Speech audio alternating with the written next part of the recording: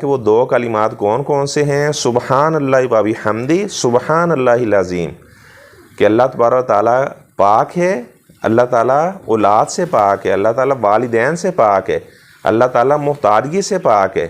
اللہ تبارک و تعالیٰ کی پاکی کو بیان کرنا، تحمیدات کو بیان کرنا، تمجیدات کو بیان کرنا، تقدیسات کو بیان کرنا، اللہ تبارک و تعالیٰ بہت زیادہ ایسی امور کو پسند کرتا ہے۔